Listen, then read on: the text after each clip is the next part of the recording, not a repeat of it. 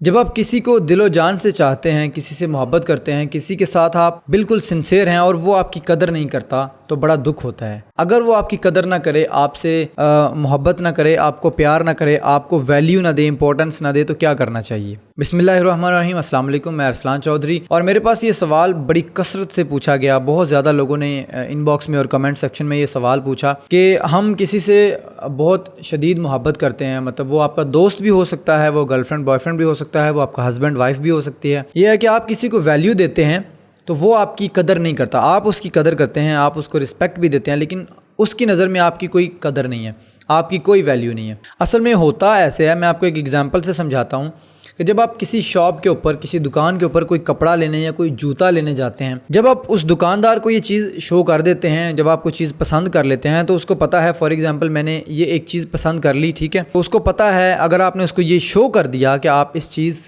को जो है वो पसंद करने लग गए हैं, आप इसको हासिल करना चाहते हैं या आपने ये चीज़ लेकर जाना है, तो वो आपको ब्लैकमेल करेगा, वो इसकी प्राइस ज़्यादा मांगेगा, प्राइस कम नहीं करेगा, तो उसका तेवर आप देखिएगा कुछ और होगा। इसी तरह जब आप उस चीज़ को छोड़ देंगे, अगर आप उसको शो नहीं करेंगे कि आपको ये चीज़ पसंद नहीं, आप कहेंगे ठीक है, नॉर्मल है, एवरेज है, बस ठीक है, मैं ले लूँगा ये, और आप नॉर्मल बिहेव करते हैं और आप ये चीज़ नॉर्मली लेते हैं, तो वो आपको ये चीज़ किसी न किसी तरह बेचने की कोशिश करेगा। तो जब आप इस चीज़ को पसंद कर लेते हैं तो वो आपको वो चीज़ रेट कम नहीं करेगा, वो आपको चीज़ नहीं देगा। और अगर यही चीज़ आप छोड़ के चले जाते हैं कि ठीक है हम कहीं और से देख लेते हैं, और भी बहुत सारी दुकानें हैं, तो हम ये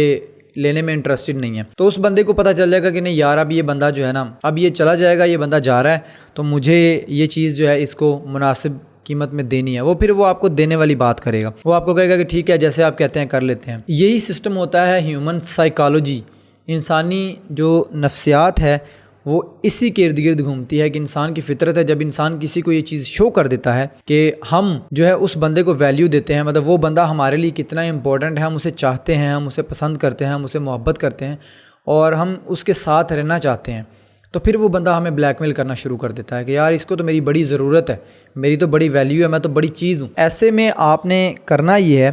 कि बस उसको वैल्यू देना कम कर दें। अगर आप उसके बगैर उससे बात किए बगैर नहीं रहते, आप दिन में 10 दफ़ा उसे कॉल करते हैं, तो आप आहिस्ता आहिस्ता उसे कॉल करना बंद कर दें एकदम से। अगर आप 10 दफ़ा दिल में कॉल करते हैं, उसे रिक्वेस्ट करते हैं बार बार कि मुझसे कॉल पे बात करो, तो आप 1 या 2 दफ़ा कॉल करें और आहिस्ता आहिस्ता वो भी कम कर दें, मतलब उसको एक एवरेज पे ले आएँ, यहाँ से उसको यहाँ ले आएँ। बस